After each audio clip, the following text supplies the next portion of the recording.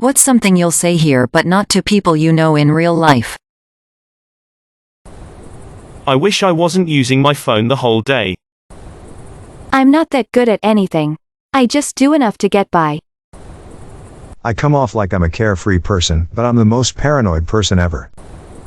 I'm terrified of drawing any attention to myself or taking risks, and because of that I'm just bumbling through my life, floating from one distraction to the next, hoping it will get better but not actually trying to fix it.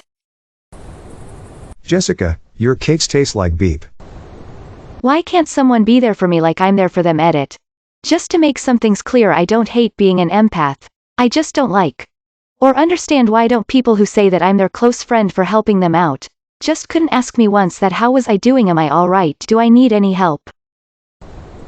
I've made fake scenarios in my head where my friends have died and I'm crying and remembering the fun time we had, while they are perfectly healthy.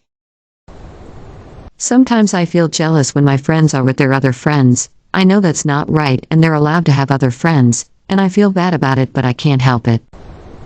I shoved Orbeez up my nose last year and they got stuck, so I had to go to the hospital to get him out.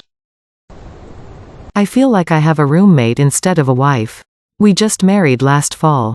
Edit. I think you all deserve some clarification and backstory. I'd also like to have the respect for my wife that she deserves to provide it. As pointed out by a few, it was a quick marriage. Not due to religion or wanting the sexy time. I met her at work and it was close quarters, so we naturally became very good friends and shared stories of each other's horrible exes. We miscarried prior to being engaged. It tore us up but didn't tear us apart. An amazing thing happened to me during the pregnancy. I was washed of all prior existing insecurities and overcome with a renewed drive to provide and to succeed for my family. I was ready to step up and felt for the first time ever that I belonged where I was. We had a COVID wedding, which is to say only the essential people were present: parents, grandparents, and what would have equated to a bridal party. To be fair to her, my wife was never an overly affection girl even when we were dating. But the few shreds of attention I received were enough to carry me through. Post-wedding she seems neutral to my presence. I'm not greeted when I come home from work. When I call her she says, "What?" not, "Hello, how are you?" The basic beep here, people.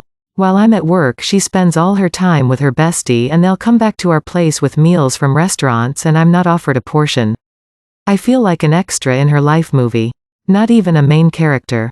She has a son who I love very much. My dad thinks she married me to be a glorified babysitter and I'm leaning that way myself lately. I treat her like a queen, I cook for her and the boy, I clean this house, I bring her meals to work on my off days. And I am receiving nothing in return. I've been duped, y'all. I jokingly told her that she's going to Ross Geller me and she didn't exactly refute that point. I'm not friendly. I'm being polite because I want you to not bother me longer than necessary. My dick is 4 inches. That I don't have any true friends.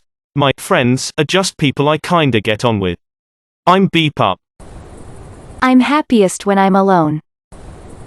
I'm sick and I'm just going to get sicker. I'm so scared. My mother is going through it and I have to go through the same thing and I don't want to. I want help. No, I'm not okay. I'm just really good at hiding it. I'm just going through the motions. I do all my assignments, I go to all my classes, I do everything I need to do, I just struggle to feel anything about it. I have to force myself to feel things sometimes, and I worry that my lack of feeling isn't enough for my partner, and I worry about myself too, because I wasn't always like this. I don't know what happened. Edit. Thank you all. I really appreciate the support. To the people telling me to go to therapy, I will as soon as I have time, which at this point will be summer, I guess. To the people who told me to try drugs, alcohol, I appreciate the sentiment but no thank you, I legally can't drink anyway. I also wanted to add that I have lately been helping myself release emotions and just feel things, with a possibly odd technique, but hey, it works, and I think it's helping. Thank y'all so much. I feel like a failure at life. I was one of the smartest kids in class, and most likely to succeed. After a failed attempt at college, I spent the greater part of a decade doing basically nothing, to the point that I lost contact with lifelong friends, who I've yet to reconnect with.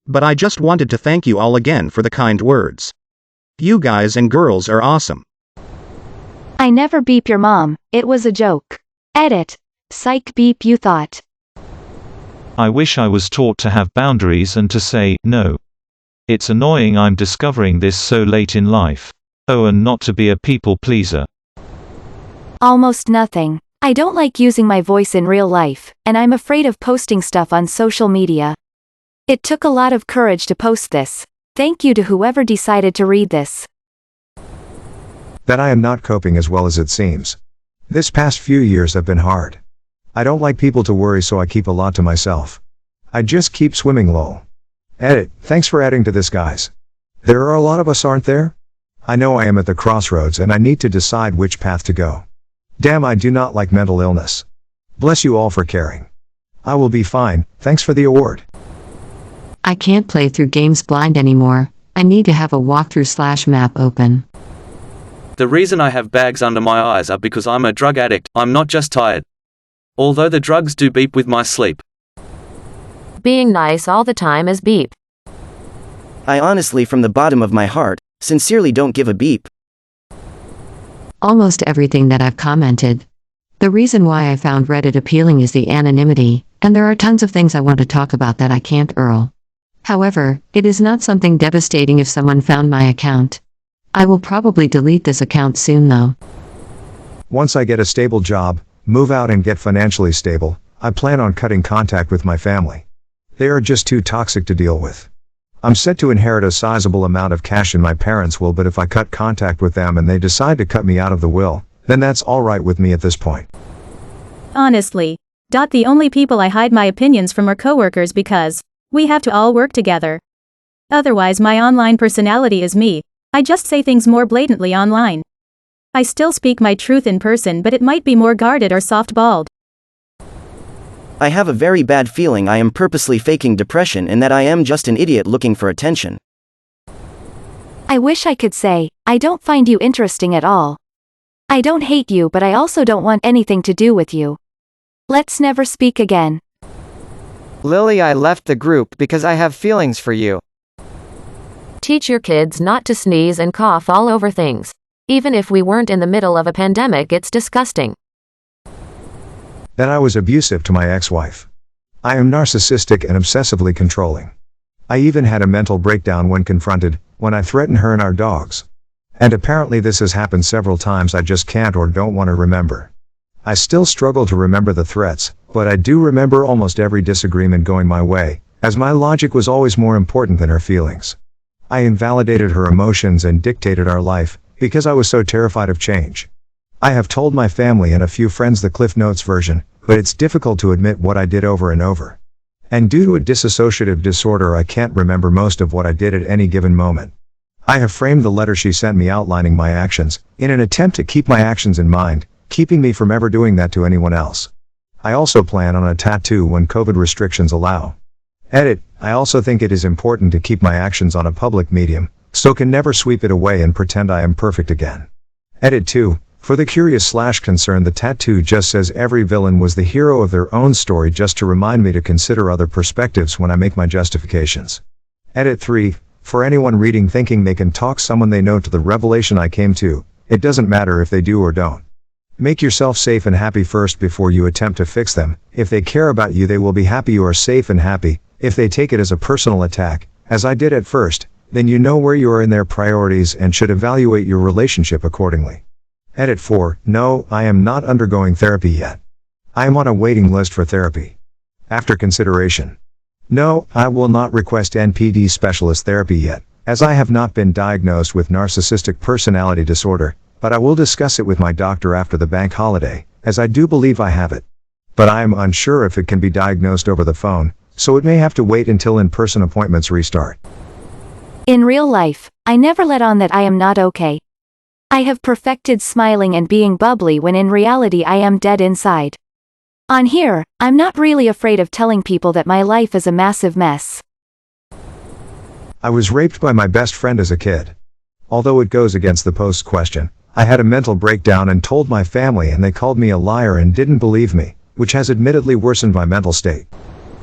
I want to have an actual conversation about life with someone.